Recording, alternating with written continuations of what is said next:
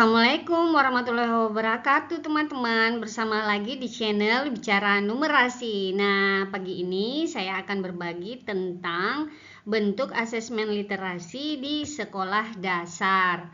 Nah, teman-teman mungkin di penerapan kurikulum Merdeka ini lagi sering kali disebut tentang asesmen pemetaan awal ya, kurikulum Merdeka, P5 dan lain-lain sebagainya. Jadi semua guru diharapkan untuk memiliki pengetahuan yang sama tentang bagaimana bentuk asesmen literasi di sekolah dasar.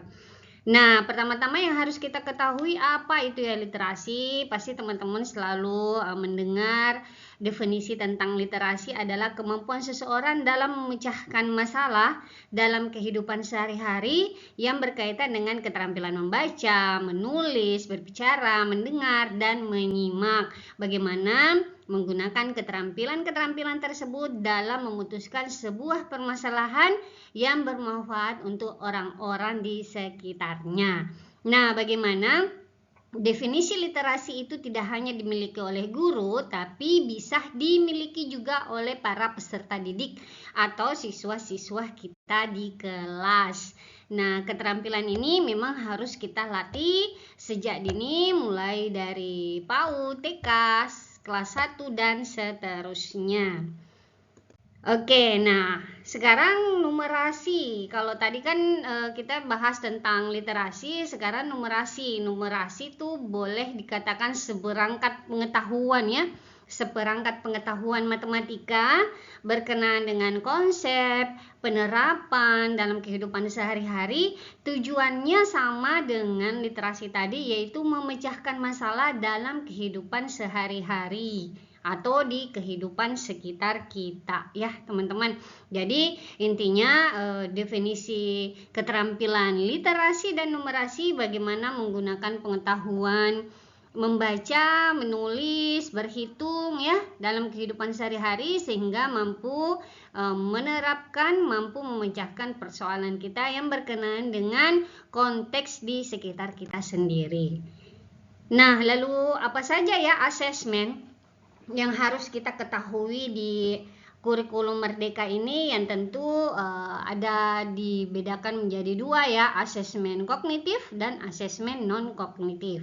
Asesmen kognitif adalah penilaian pra pembelajaran untuk mengetahui kemampuan awal siswa sebelum menyelesaikan topik, tema, atau bab tertentu.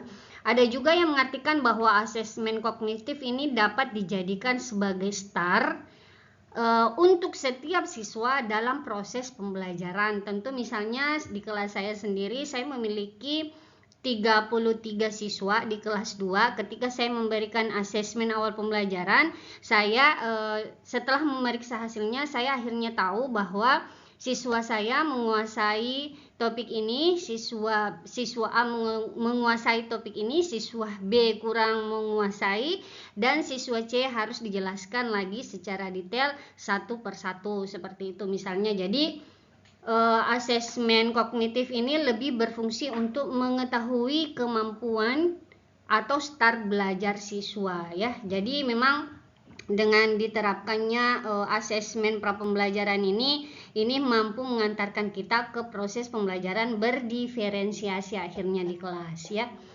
Nah, ada yang kedua adalah asesmen non kognitif. Asesmen non kognitif adalah penilaian yang menekankan pada kondisi kesehatan psikologis dan emosional peserta didik dalam mendukung proses pembelajaran di kelas. Nah, sebagai guru pasti untuk mengukur kondisi kelas yang aman dan nyaman tentu diperlukan keterampilan-keterampilan emosional, komunikasi, dan kepribadian seorang guru sendiri sehingga mampu menghadirkan lingkungan belajar yang sehat, aman, dan nyaman untuk siswanya. Nah, teman-teman kita lanjut ya. Lalu apa saja ya istilah asesmen yang perlu kita ketahui? Ada dua ya. Yang pertama assessment of learning. Apa itu assessment of learning? Yaitu penilaian yang dilakukan untuk melakukan perbaikan proses pembelajaran. menjadikan itu bagian dari umpan balik dan bahan refleksi bagi guru dan peserta didik dalam menyelesaikan satu KD atau beberapa tujuan pembelajaran. Nah, biasanya assessment of learning ini diistilahkan dengan assessment formatif, yaitu asesmen yang dilakukan dalam proses pembelajaran yang mungkin kita berikan bisa 1-2 kali pertemuan sehingga kita bisa mengevaluasi tujuan pembelajaran atau KD mana yang sudah dikuasai atau dikuasai oleh peserta didik atau yang belum dikuasai. Itu yang pertama ya, assessment of learning. Nah, yang kedua ada yang disebut dengan assessment of learning, assessment for learning.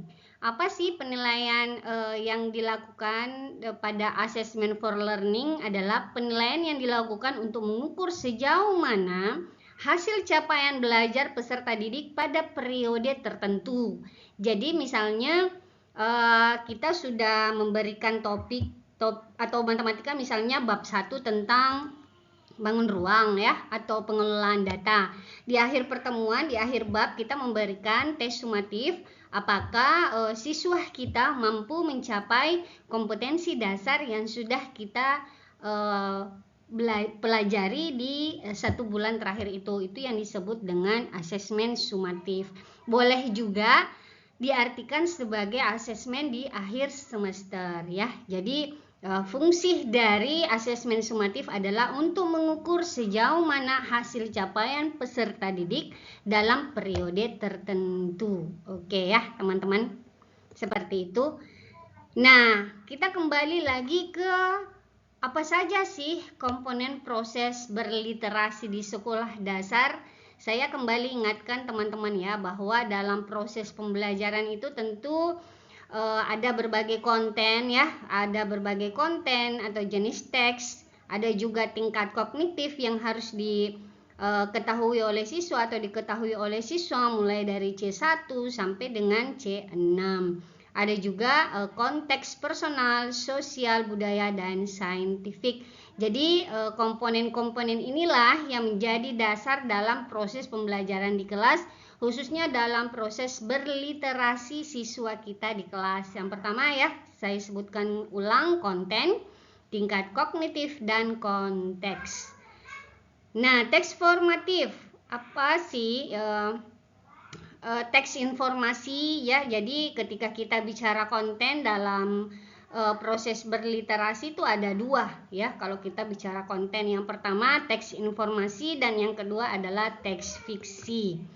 Apa sih teks informasi? Teks informasi adalah membaca dan memahami pesan teks, informasi penting, menggali informasi dengan keterampilan adik simba ya. Jadi biasa kita berikan singkatan disebut adik simba. Apa kepanjangan dari adik simba? Apa, di mana, kapan, siapa, mengapa, dan bagaimana. Itu komponen pertama. Dan yang kedua adalah teks fiksi, di mana siswa kita diarahkan untuk memahami cerita, ya, memahami cerita baik itu dongeng, maupun cerita rakyat ataupun bentuk cerita lainnya, ya, animasi, film video atau hal-hal yang berkenaan dengan penyediaan pembelajaran berbasis multimodal, ya, teman-teman, seperti itu. Jadi keterampilan ini yang harus dimiliki oleh peserta didik kita ya.